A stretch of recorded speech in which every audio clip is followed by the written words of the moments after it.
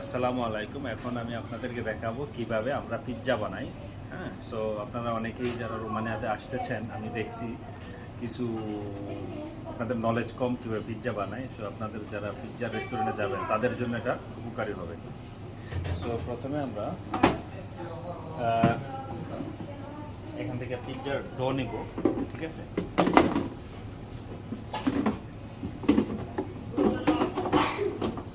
পিৎজার do কীভাবে বানাইতে হয় আপনারা অন্যান্য ভিডিওতে দেখবেন, কিন্তু এখন দেখাচ্ছি পিৎজার ডো নেব। এখানে আটা নেব, আটার গুঁড়া। এটা কি ময়দার গুঁড়া না আটার গুঁড়া? আটার গুঁড়া, ঠিক আছে। তো এটাকে সাধারণত আপনারা বেলুন দিয়ে ডল, আসলে এটাকে প্রফেশনালি বেলুন দিয়ে ডলার কোনো দরকার নাই। একটু কনসেন্ট্রেট করো শিমু ভিডিওটা। এই যে দেখেন আমি হাত দিয়ে ডলতেছি,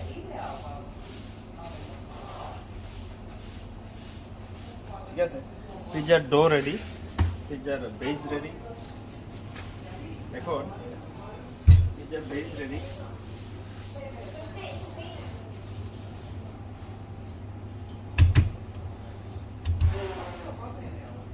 দেখেন পিৎজার বেস রেডি, ঠিক আছে।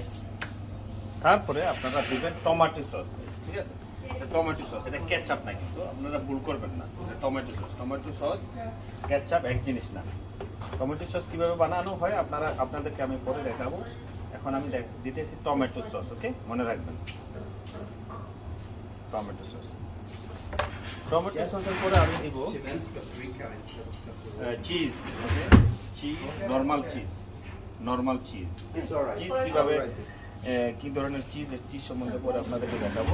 নর্মাল চিজ দিবেন, চিজ এটা, ঠিক আছে। চিজ দিলাম। পিৎজাতে মনে রাখতে হবে সবসময় টমেটো সস এবং চিজ থাকতেই হবে, আদারওয়াইজ দুইটা জিনিস ছাড়া পিৎজা হবে না। এখন আপনি টপিংস দিবেন, হ্যাঁ, যে কোনো টপিংস দিতে পারবেন।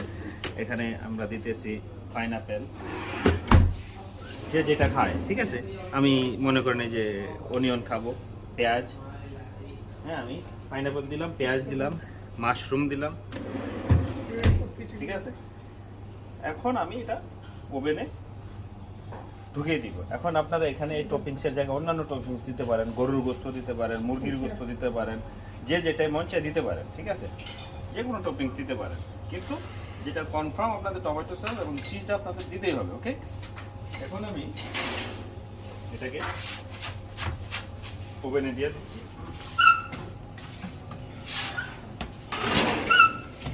কাছে নিয়ে দেখো, এটা আমি এখন ওভেনে দিয়ে দিচ্ছি।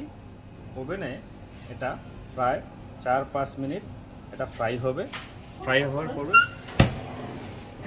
পরে পিৎজা রেডি হয়ে যাবে খাওয়ার জন্য।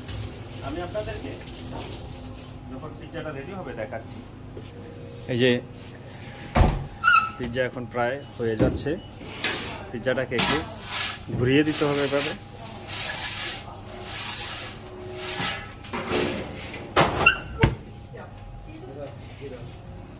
এখন আমাদের পিৎজাটা চেক করি, হ্যাঁ। দেখেন যে পিৎজার চিজটা বলো করতেছে, দেখেন এই যে বলো করতেছে। এখন যখন চিজ আপনাদের বলো গোড়া শেষ হবে তখন বুঝতে হবে যে পিৎজা রেডি। একটু ক্লোজ করো, দেখো পিৎজাটা, ওই যে চিজটা বলো করতেছে, দেখছো, হ্যাঁ। যখন বলো গোটা শেষ হবে তখন পিৎজাটা রেডি খাওয়ার জন্য। আর পিৎজাটা সবসময় ক্রিপসি হলে খেতে মজা পাওয়া যায়। ক্রিপসি হবে, কাঁচা কাঁচা থাকলে কেমন লাগে। হোল্ড করো, আমি দেখাচ্ছি তোমাদেরকে পিৎজাটা। এখন পিৎজা আমাদের রেডি খাবারের জন্য। তো কাছে নিয়ে দেখো, এই যে দেখো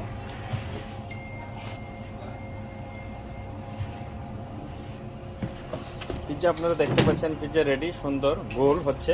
পিৎজাটা গোল থাকতে হবে। আপনারা দেখতে পাচ্ছেন পিৎজার চারিদিকে সুন্দর করে গোল করে পিৎজাটা বানানো হচ্ছে।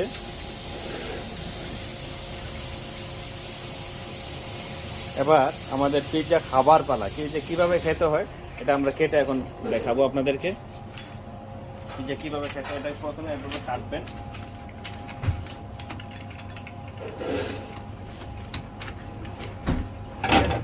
এখন ছিঁড়বেন আর খাবেন। দাদা পিজ্জা খায়গা? ও প্রচুর গরম।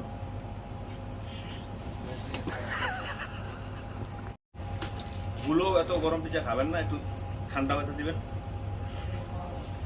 প্রচুর গরম। আজকে আপনারা কিভাবে পিজ্জা বানাতে হয় দেখলেন। ভবিষ্যতে পিজ্জা কিভাবে বানাতে হয়, পিজ্জা নিয়ে আরো কোশ্চেন থাকলে বলবেন, আমি চেষ্টা করবো ভিডিও বানিয়ে আপনাদেরকে শেখানোর জন্য, যাতে আপনারা ইউরোপে যারা রেস্টুরেন্টে আসবেন পিজ্জা কাজের জন্য তাদের জন্য সুবিধা হয় কাজটা বোঝার জন্য, এবং নিজের ইন্টারভিউ দিতে পারবেন। যখন আপনাদের মালিক ইন্টারভিউ নিবে তখন আপনারা ইন্টারভিউতে পাস করে যাবেন, যখন এগুলা মনিটর করবেন। ধন্যবাদ, আশা করছি ভালো লাগছে আমার ভিডিওটি। সাবস্ক্রাইব করবেন, সাইফুল ওয়ার্ল্ডের পাশে থাকবেন। আসসালামু আলাইকুম।